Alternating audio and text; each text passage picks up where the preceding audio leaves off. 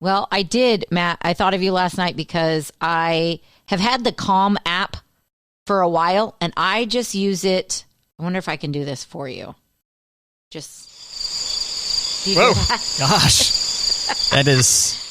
Yeah. That did not help me relax. That did not help me get calm. Sorry. Well, I just jacked it up the volume and put it by the microphone, so that didn't help. Yeah. So I've just been using that on a sleep timer, but I started poking around in the app, and it's a lot more soothing when you're not putting it directly into your ear. Correct. I assume. Okay. I keep it on the bedside table, like at least 3 Gotcha. feet from my head. Yeah. That was just like campfire in your ears. Is that what that was? Okay. No, it's like, that's the picture that I get, like you're camping by the lake. But there's some guided meditation in there. And I listened to a podcast yesterday about, I just found this woman, and this podcast has been rocking and rolling for 4 years. So I started at the very beginning. So this is like 4-year-old information, but I wish I found this podcast like 10 years ago, not 10 years ago. So it's about kids who are wired differently and how you as the parent, like, yes, you're trying to help your children, but how can you be better parents for the child, you know? Anyways. Okay. And there was some stuff about guided meditation and guided Gotcha. like mindfulness. So it was kind of had me on the thing about like, how can I help Finley? And Finley can do some of this guided meditation. And then I was listening to it. And I was like, I bet you maybe Matt would like this. Now, Calm, you can get it for like $70 a year. I just do the free version. And I found like there's still some good things for guided meditation that are like 10 minutes long. And I think the longest I saw was 14 minutes. But I thought, I'm going to tell Matt, pass that on, maybe on his drive home, because it's not supposed to be like put you to sleep guided meditation. It's just like, clear your head. And so... Well, just something to think about because you were talking yesterday. And in case anyone missed it, just last week, I think we were talking about potential like meditation apps out there. And I'd mentioned Headspace as being one that's kind of top of mind, or at least advertises a lot, it seems like. And then yesterday, not on the show, I told Kate, I was like, Kate, you know what? Recently I've been kind of hyped up. I need to chill out and maybe need to take meditation seriously, or need to do a better job working out and really exhausting myself or something. Right. So, but I will say this. I did do like a little Google on, I was looking specifically for kids. I wanted something that Finley and I can do together. I wanted something, that's geared towards, like the one we listened to yesterday, I think it said anxiety about 18 times. And I know that she knows that she has anxiety, but I didn't want to like beat it into her, because if you're constantly like reminded of it, do you have it more? I don't know. But these calming apps, these Headspace, they are not cheap. And right now on my desk at home, I have 5 Post-it notes of things that I subscribe to, essentially, that I want to cancel so that I can justify spending money on one of these apps that might make both her and my life together a little bit easier. So right, that's where I'm at. But I think if you're looking for something, there's lots of free things out there. And I find that when I try to just do the breathing on my own, I'm needing something more, because then I wander. And some of this breathing, Matt, is like in through your nose, hold out through your mouth. Sometimes I'm too lazy to open my mouth. Then I'm like, this is not working. Too lazy. I'm like, I could breathe through my mouth, but I mean, I'm right here. I might as well breathe through my nose. Do I really need my mouth? Like, do I really need my mouth? You didn't like it when I suggested a potential feed bag as a replacement for food. Remember? I do need my mouth. Yeah. Yeah. So nice try, Kate. Yeah. Nice try. I don't think you're ditching your mouth anytime soon. No. But we did one last night that I found that was just very easy peasy. It was like 7 minutes long. I told the girls I wanted to try this because it's the whole mindfulness thing, which I'm still learning. So I'm not going to pretend like I know everything, but it was like, start at the top of your head, and you're not looking for anything as much as you're just aware of what is there. Right. So do you have a headache? Do you feel the hairs on your head? And it just slowly moves all the way down the body. You're trying to breathe at the same time. And I looked over at Elliot, like we're maybe 2 minutes in, like we just got to the shoulders and she is full on mouth breathing, like, like asleep. Like, well, that worked. That was good. Mission accomplished. Yeah, it's like you're now aware of your kneecap, like things like that, right? Right. It's very interesting stuff. Well, have you tried doing any? So you mentioned you're looking at other subscription services that you could get rid of to potentially justify a new subscription. Have you tried doing any Starbucks math? What's Starbucks math? Starbucks math. I just coined that phrase, by the way. Hopefully it sticks. Hopefully it takes off. Okay. I was going to say, is this a legit thing? Starbucks math is where someone says, hey, if you just skip your cup of Starbucks each month, you can afford this particular item that might seem frivolous, or you could donate to this charity, or what. Have you heard this kind of math before? Kind of. Like if you made coffee at home, think of all the money you'd save at Starbucks, but more like broad. Yes. Right. For just a cup of coffee each week or each month, you can get peace of mind or something like that. Starbucks math is what I'm calling that. Okay. So do you have any Starbucks math abilities in this case? Any particular other items? Are you willing to, because right now saying, well, I might axe some money that I spend on a different subscription. Right. You can go to a totally different column and go do some Starbucks math on something else. True. Now, one of the subscriptions that I have is for Stars FX, I guess, that streaming service. Okay, yeah. And primarily it's got two series that are on there that I want to watch that are not in production right now, and there's no release date. Everything else is a blend over between Amazon Prime and Netflix and now Hulu. So it's like I am not going to Stars for anything because the show that I want to watch, the two shows that I want to watch, there's no end in sight. There's no like start date in sight. You know what I mean? Oh, right. So they're not currently putting out new episodes, and you don't know Correct. if or when they're going to start back up. Which shows, out of curiosity? I don't want to embarrass myself here. So too bad the listener wants to know. I know. Okay, Outlander. Okay, is one that I know that they've got more. I know that they were signed to another season.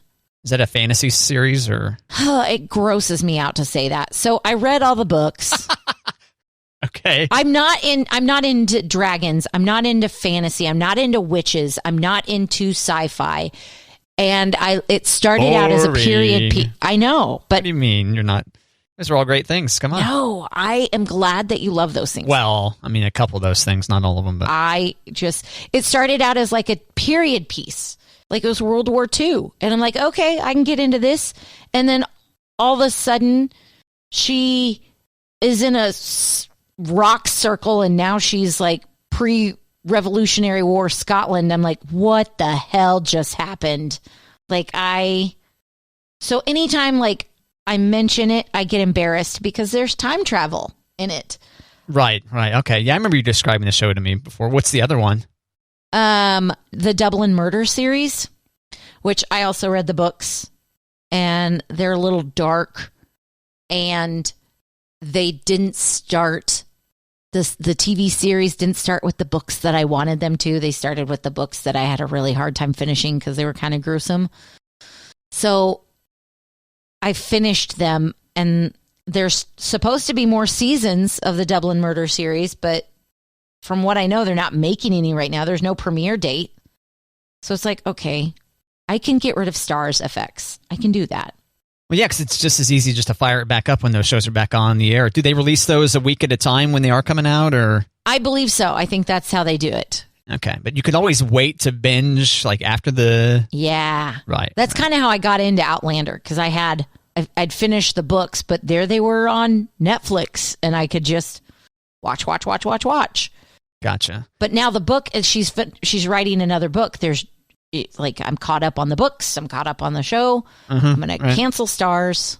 I did start thinking that if Starbucks math, like you said, I do have one thing that I could probably, in the near future, get rid of. Is it all those car washes you get each month? Oh, hell no. Keeping those bad boys. That's good for the car. That's good for the car. That's good for the car. It is. With so much salt and stuff on the bottom, that's why the cars rust out. Salt on the bottom, salt on the roads. Why is that hard to say? It works. Salt on the bottom of the vehicle. Right? Yep.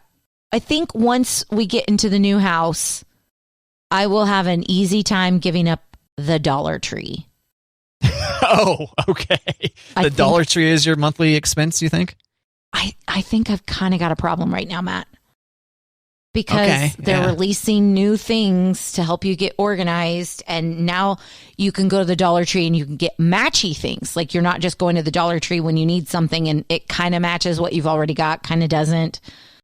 Yeah. So especially with setting up closets and the new pantry, I want everything to, kind of look nice. So I am not going to tell you how many times I've been to the Dollar Tree in the last 48 hours alone.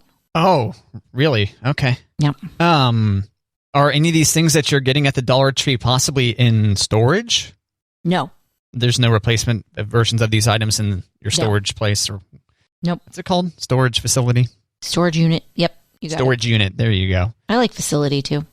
Yep. Oh, man. I was supposed to see storage unit at the Granada in Lawrence tonight, but their tour got canceled due to COVID-19. Oh, storage unit. I liked their first album. The second one, not so great. No. I know it's kind of divisive, but I appreciate them going out there and taking risks, going for a new sound. But you got to try. Yeah, what are you going to do? But I also don't want to develop all these systems with my new little, bins now just to move in like a couple of weeks. So they're sitting on a shelf in my closet, and I'm thinking I need to hide them because then Monty's going to be like, what are all these containers? I'm like, don't worry about it. They just need to magically appear with the various different things. Here's where your keys go. Is you going to find out new places where his various things go? Or I found the cutest little dish at Dollar Tree, and it says, where are my keys?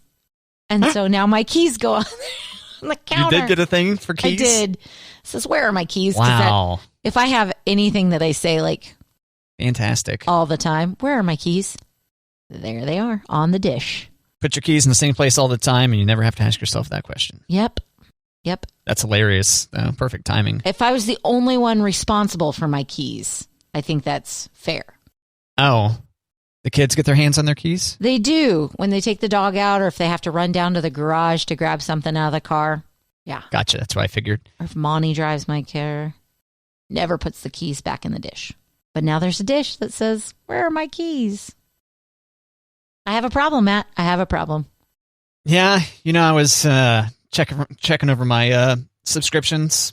Yes. Speaking of which, and I saw that so I bought a year of Disney Plus, turns out about 51 weeks ago. Yeah. So and, are you trying to see all the things in 1 week?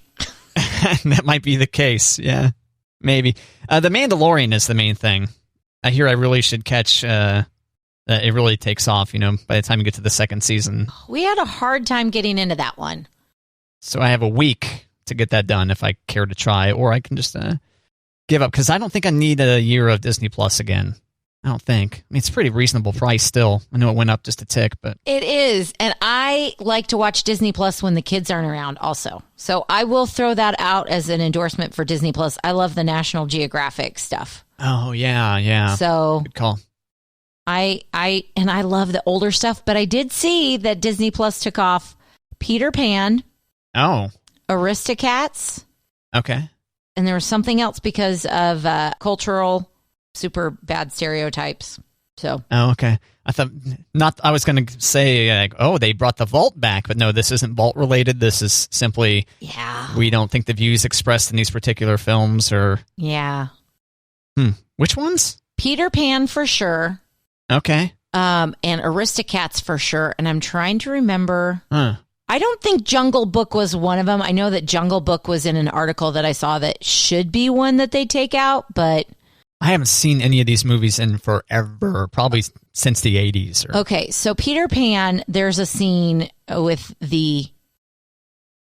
what makes the red man red. And because they're in Neverland, is it technically Native Americans? But they're portrayed to be Native Americans, but of course they call them Indians. Gotcha. Yeah. And so there's a whole like dance scene of what makes the red man red.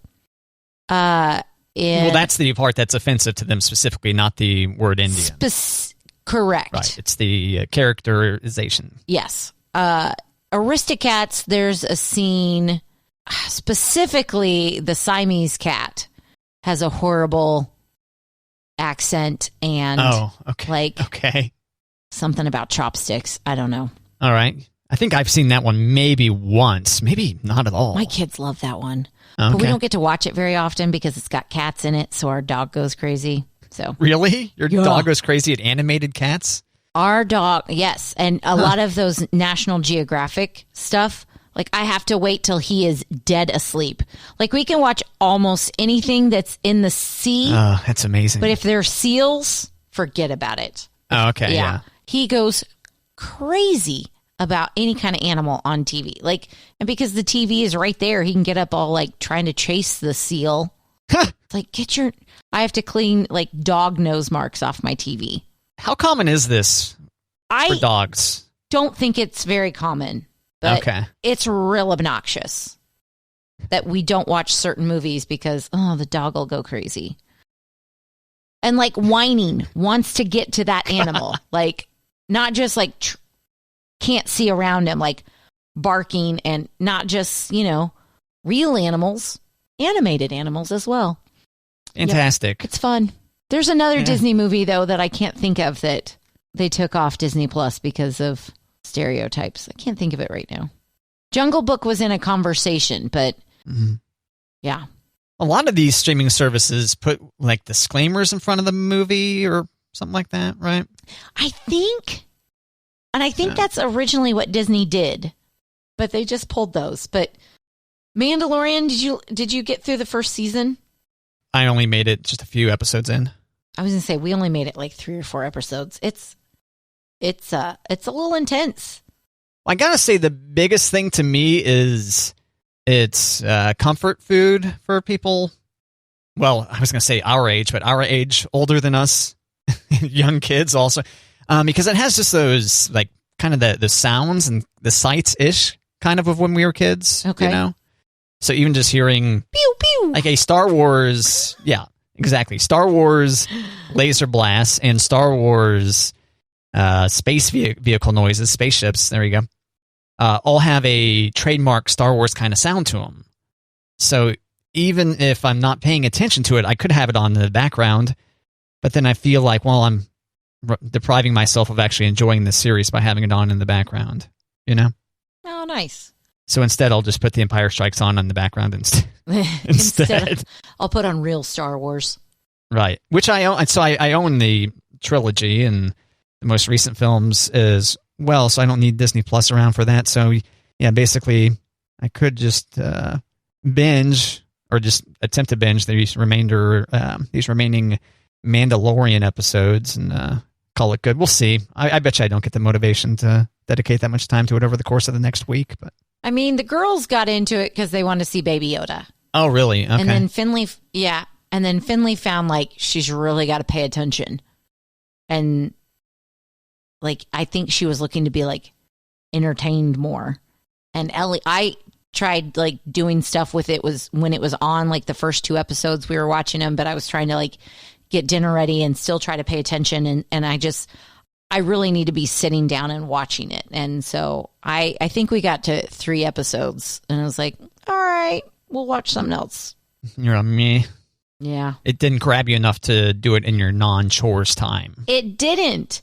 But there's all sorts of, people love it. So it's kind of like, all right, maybe. Yeah. And it really has. I mean, it's 2 seasons in now.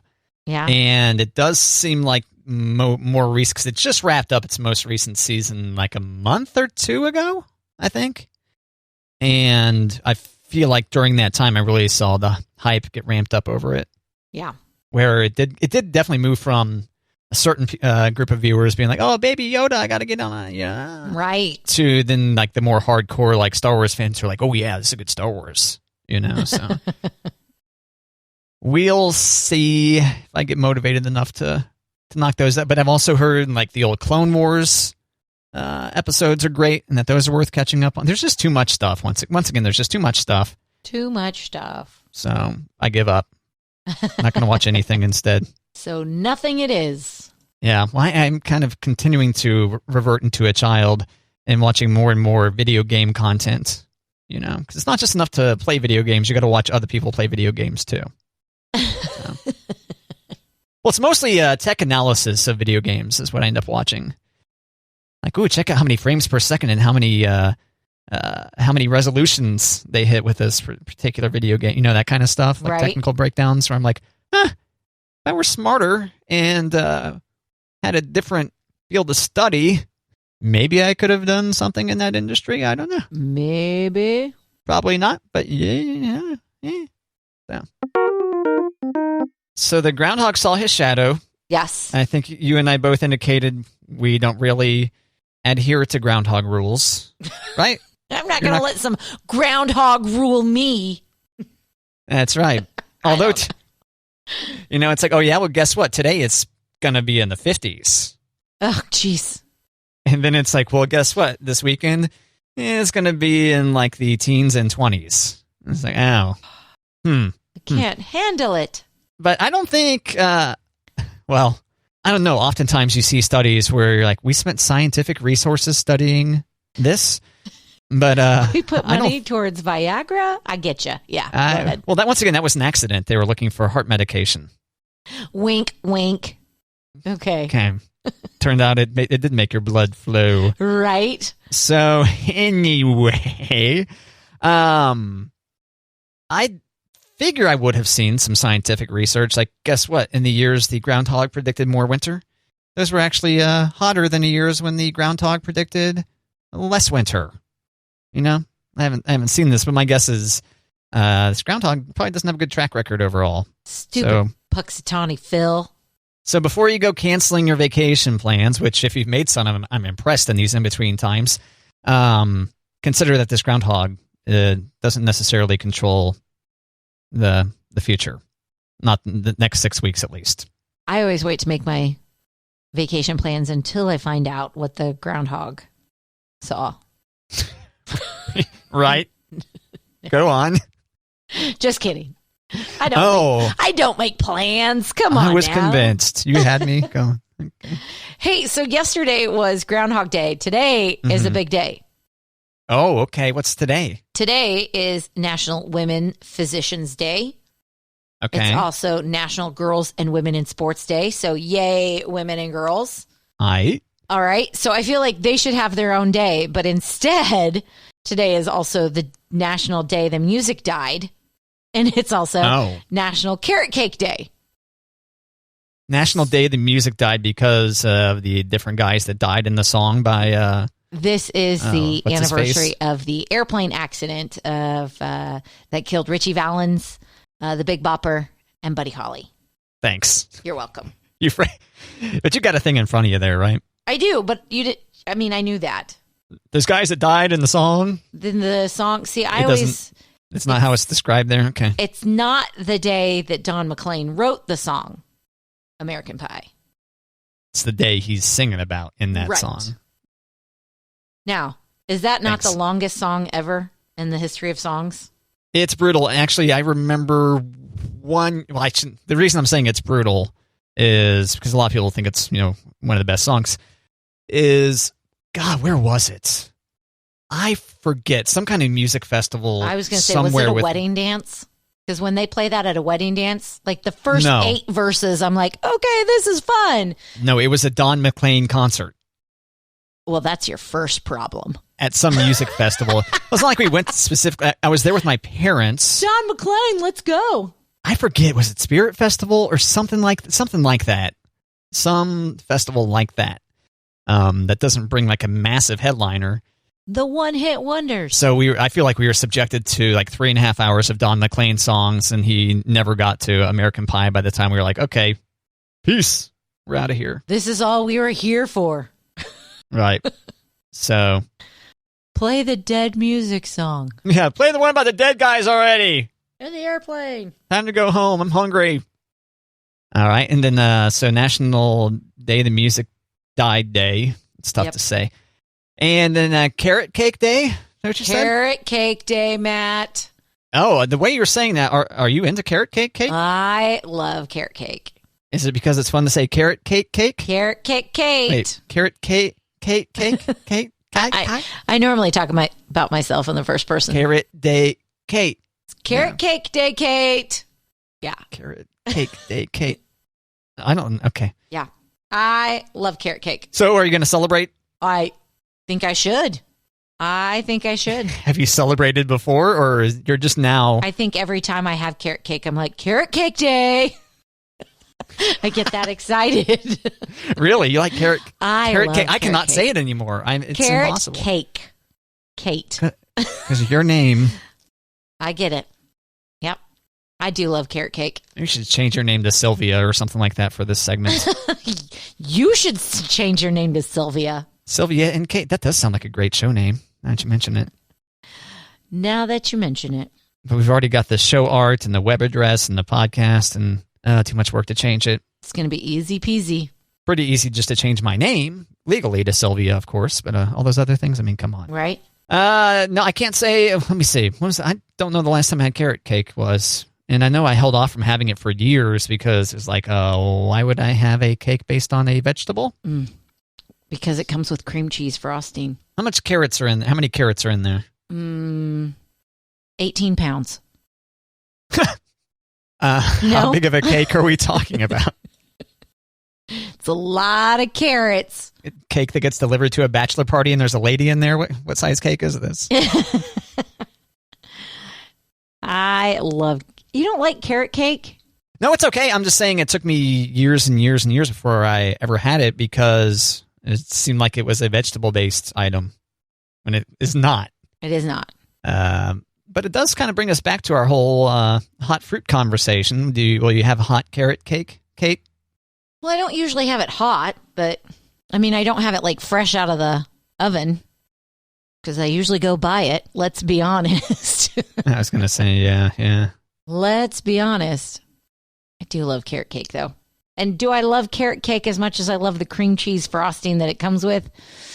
No, I think I like carrot cake, but... You're first to the cake, and then the rest of the family comes up to enjoy some, and there's just a bunch of claw marks in it. Right. And you just fingering off all the frosting.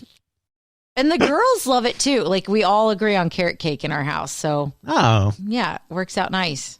Isn't that a saying, we can all agree on cake? Isn't that a saying? It can be. We can make it one. I think that's a thing, maybe. Everyone can agree on cake, and it turns out that's not true. I'll put it on a mouse pad for you. A lot of people say no, pie. Yeah. I'm not a big cake eater. Cake eater. Remember that from Mighty Ducks? That used to be an insult. Yeah, I was going to say, this seems like a familiar slam, but... Yeah. Get out of here, you cake eater. Which I don't understand as like an insult. I'm like, yeah, I eat cake. What of it? But I'm not a big cake eater. But I do love carrot cake. Tell you what, rewind a little bit further and go back to E.T. Have you seen E.T. anytime recently? Not in 20 years. Oh my gosh, some of the insults. Okay, I'll go back further, like 30 years. Some of the insults used by the kids. So I bought E.T. when it was on sale a few years back. Yeah. And I'll just say, fill in the blank breath. You know?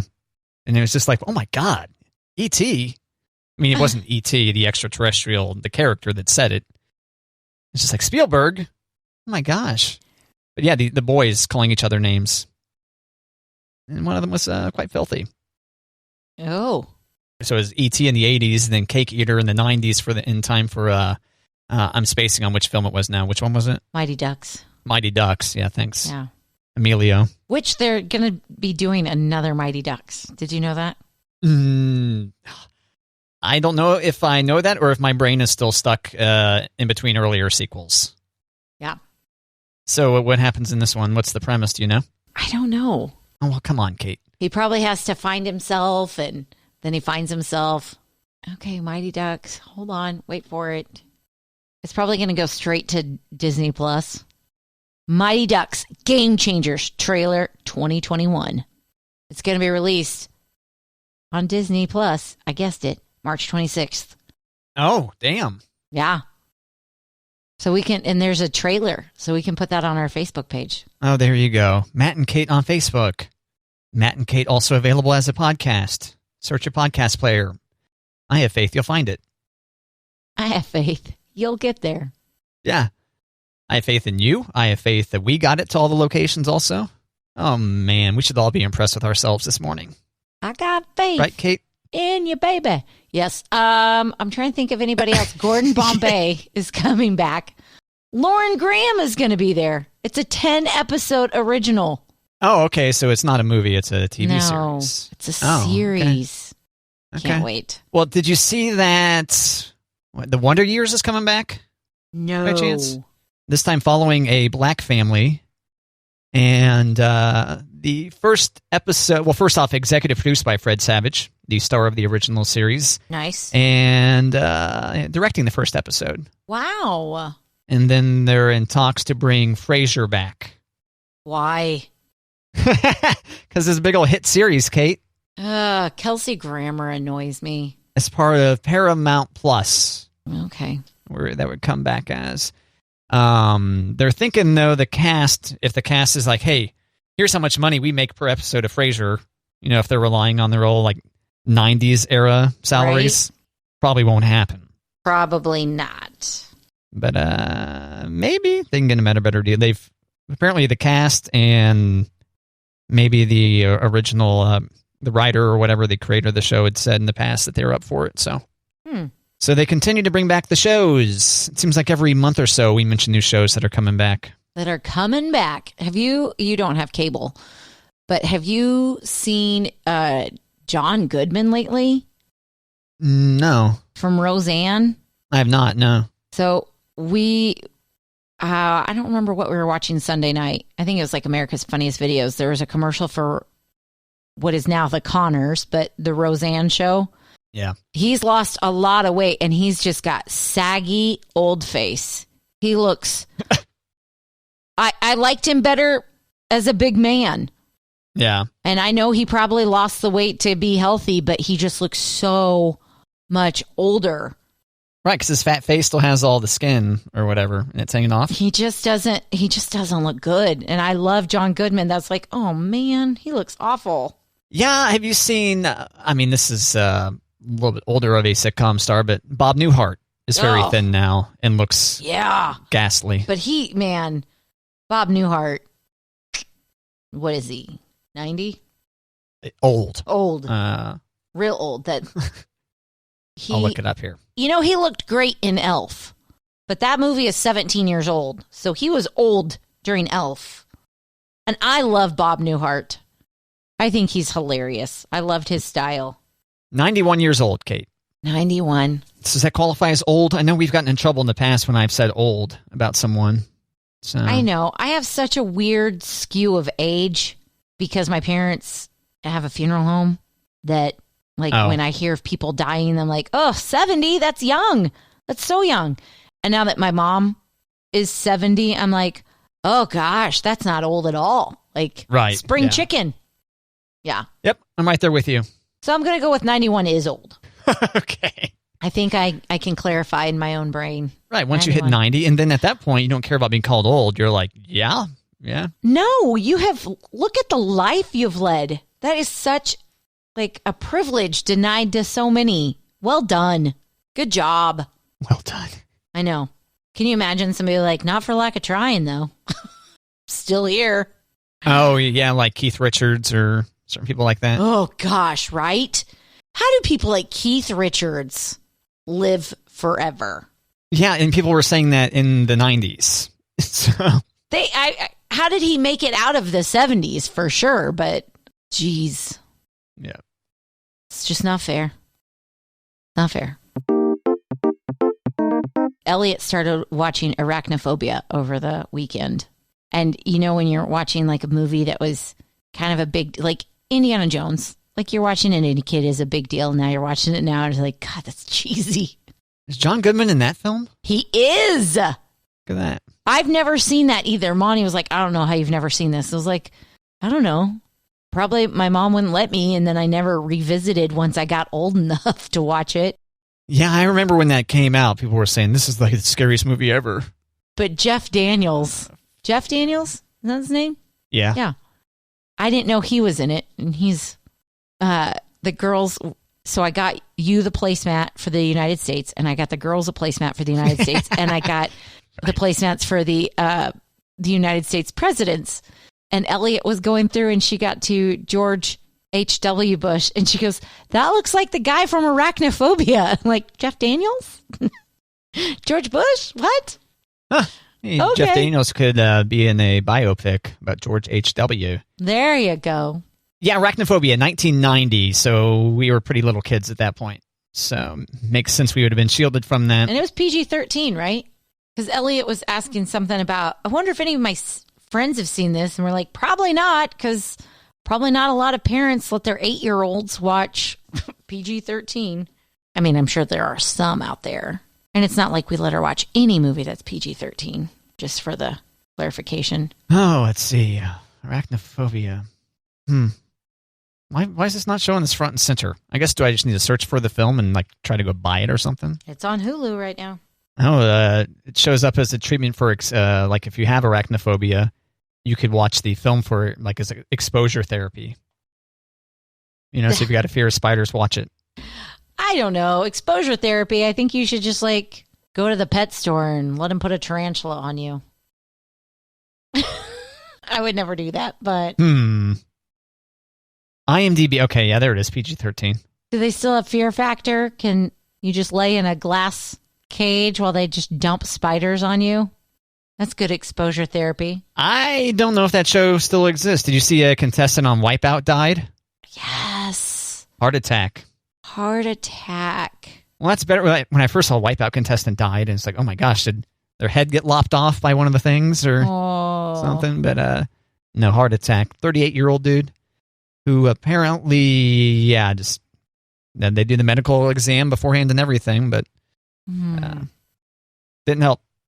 So didn't help. And then Screech is dead now. Assume you saw that. I know. 44. Yes, very young. Stage 4 lung cancer. Yep. And seems like something they discovered late. Like weeks ago. Yeah, okay. But, I hate this, but current times, if you are having a hard time breathing and you go, oh, it just must be COVID, I'll get better. That'd be a pretty chronic case of COVID, but yeah. Oh, man. Yeah, it's easy to neglect your health until things get horrible. Right. So I shouldn't say it's easy to, but for a lot of people, they wait very long to see someone about symptoms. Obviously, we're still early on in this particular story, so there might be more details coming out from his family or something. I don't know. It's that constant, would you want to know? Oh, yeah, sure. A lot of people don't go to the doctor because they don't want to know. Don't want to hear the bad news. They don't want to live their life. They don't want to change the way they live their life. And if you know, will it change everything? And I don't know. Yeah, I'm not sure what the psychology is behind that, if that's necessarily it, whether it's they want to cling on to their current mode of behavior or if it's just a general fear or what. But Right. Take care of yourself and each other. Jerry Springer. I was going to say, thanks, Jerry. Jerry.